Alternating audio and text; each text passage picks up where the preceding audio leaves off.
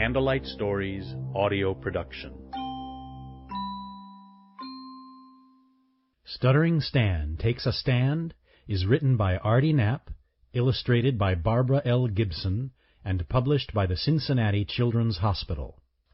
Stuttering Stan Takes a Stand.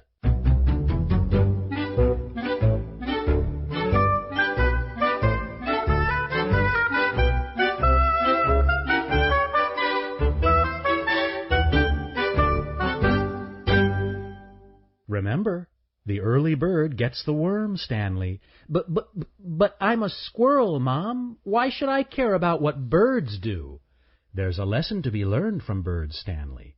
This will be your first winter on your own, so you need a head start to store as many nuts as you can. Stanley assured his mother that he would store plenty of food for the winter, but he already had enough to last him through spring. You see, Stanley had been introduced to the wonderful world of chocolate when a truck carrying candy bars accidentally dropped several large boxes of them.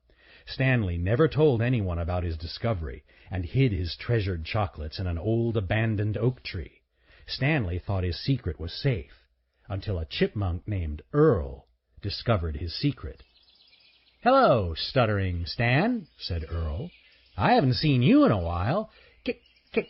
Can't you see I'm busy, Earl? You don't look busy. Besides, I'm just in the neighborhood, and I thought I would stop by and say hi, buddy." "We're not buddies. You stole at least 4 nuts from me the last time I saw you. Those were mine, Earl." "Hey, you know the rules of engagement. The first one that grabs the nut keeps the nut," said Earl, laughing. "And I've stored away enough of them to last me 10 winters. "Well, that's great, Earl.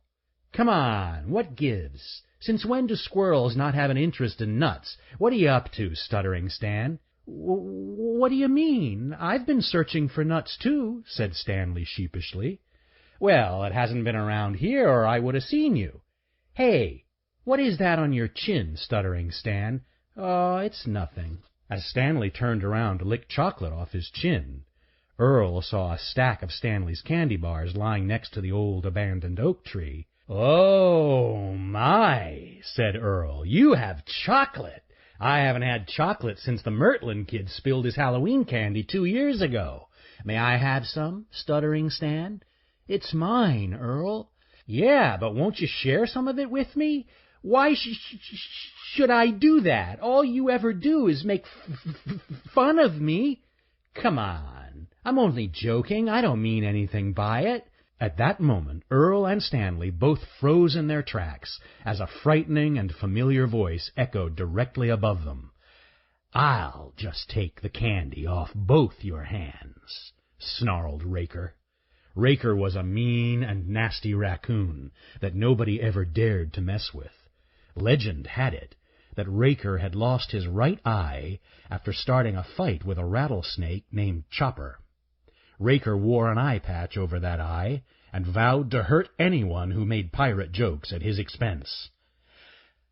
"I hope you know, Stuttering Stan, that too much chocolate can cause cavities," said Raker sarcastically. Raker proceeded to shove the entire stack of candy bars into his mouth. After taking his last bite, he let out a thunderous burp, then laughed heartily as he walked away. "Well, you sure did stand up for yourself, Stuttering Stan. Raker just took your candy and laughed right in your face. Why didn't you say something to him?" asked Earl.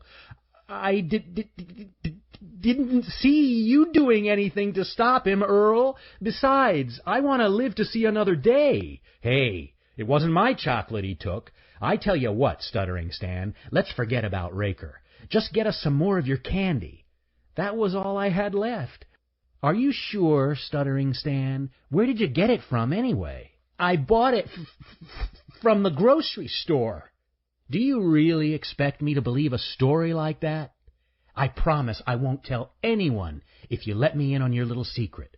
"Look, Earl, I don't have any more candy, and I just want to be alone right now." Earl shook his head at Stanley and walked away.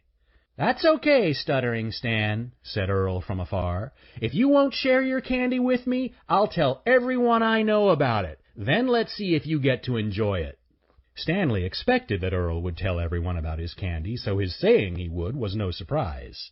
But before Earl even had the chance to spread the news, Raker had bragged about eating Stanley's candy to every animal in the neighborhood. The word was out. Stanley knew that he would have to hide his candy, or he would never be able to enjoy it. When Stanley snuck out of his neighborhood later that night, he took enough chocolates to last him for a few days. He hid the rest of his candy in a place he knew nobody would ever look. The next couple of days were hard on Stanley. He was lonely and felt like he didn't have a friend in the world. Stanley knew in his heart that he wasn't a stingy squirrel. He just didn't feel it was right to share his candy with those who made fun of him. The next day, while taking a nap in a park, Stanley was awakened by the sound of 2 blue jays fighting over breadcrumbs. Stanley smiled as he watched the blue jays, because it reminded him of competing for nuts back home with Earl. "What are you looking at?" asked a sweet little voice from behind a park bench. Stanley turned around and was surprised to see a little girl squirrel smiling at him. "Hello," said Stanley. "I'm just watching the birds." The little squirrel giggled and then asked Stanley, "Why do you talk like that?" "I have a problem saying words sometimes. Look, I'm not in the mood to be made fun of," said Stanley sharply. "I wasn't making fun of you. I think it's cute," said the little squirrel. "Everybody makes fun of the way I talk. What's so cute about that?" "Look, if it takes you a little longer to say what you want, there is nothing wrong with that. It's what you say to others that really matters." "Thank you for saying that," said Stanley. Stanley felt a couple of tears well up in his eyes, so he tried to take attention off himself as quickly as possible. "Boy, those blue jays sure can be pesky." The little squirrel just smiled and said, "Well, since you haven't introduced yourself, I'm Shelby." "Oh, sorry. I'm Stanley." "It's very nice to meet you, Stanley.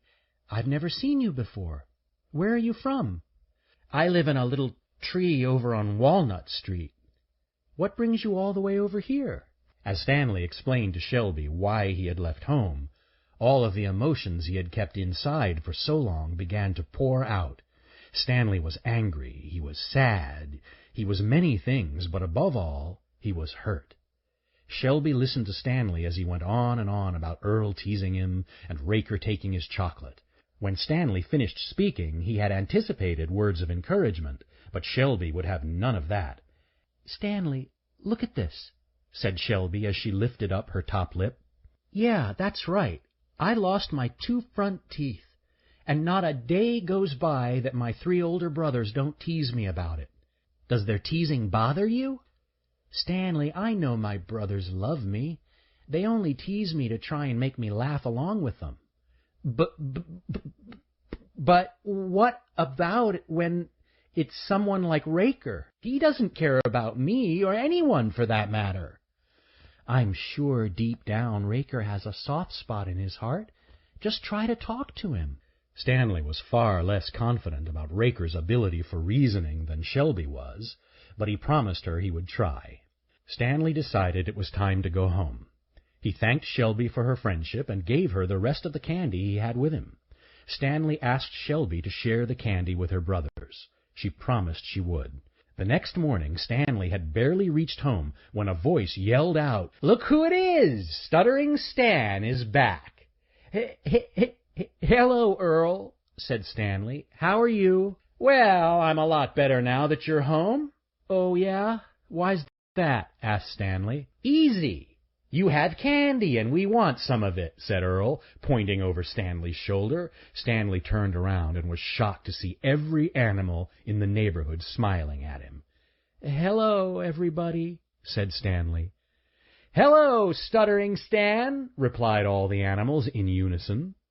"Well, it's true, I do have a lot of candy, and I'm happy to share it with all of you." "That's great, Stuttering Stan. I knew you had come to your senses," said Earl. "I didn't come to anything, Earl. A new friend taught me something recently about facing the things that bother me. I want to share my candy with everyone, but making fun of my stuttering hurts my feelings. Please don't do that anymore." Earl could see in Stanley's face how his teasing had really hurt him. Earl apologized for his behavior, and along with all the other animals, he promised to stop teasing Stanley about his stuttering. As Stanley led Earl and the rest of the animals to his hidden chocolates, Earl was surprised when they arrived at the old abandoned oak tree. "When you left, we looked everywhere for your candy. Since this is the last place I saw you, it never occurred to me you would just leave the candy here," said Earl. "That's why I did it," said Stanley with a big grin on his face. Earl and Stanley laughed as they passed out candy to all the other animals. Everyone was having a fun time, until Raker approached them and demanded to know what was going on. Stanley climbed down the old abandoned oak tree and handed Raker a candy bar. "What's this?" asked Raker. "It's for you, Raker. I'm sharing my candy with everyone," said Stanley.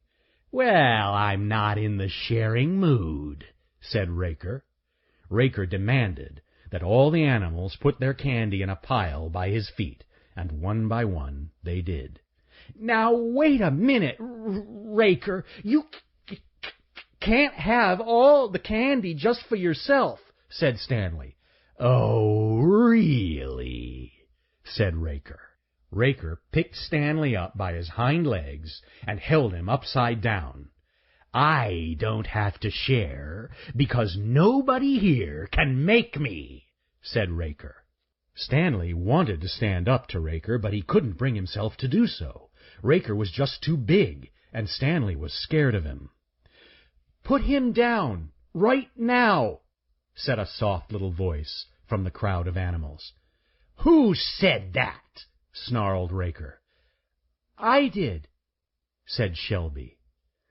In spite of hanging upside down in Raker's grasp, Stanley felt comforted by seeing Shelby again. Stanley smiled at Shelby, and she smiled back at him, and when Shelby smiled, it was obvious to everyone that she was missing her two front teeth.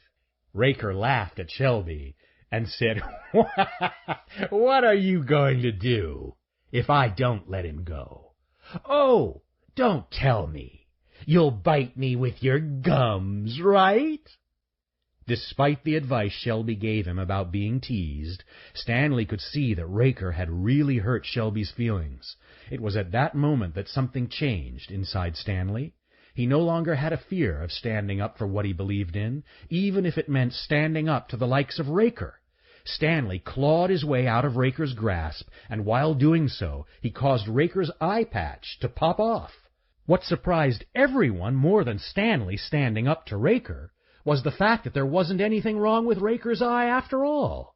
Raker had made the whole story up about challenging a rattlesnake to a fight, and his eye patch was simply a way of building his reputation as a bully. This big, bad raccoon shook in fear as Stanley said to never bully him or his friends again. As Raker walked away in tears, all the animals were laughing at him. But Stanley told them to stop teasing Raker and asked him to join them for candy. Everyone was surprised at Stanley's willingness to share with Raker, but Stanley reminded them that nobody likes to be teased and that each and every one of us needs friends.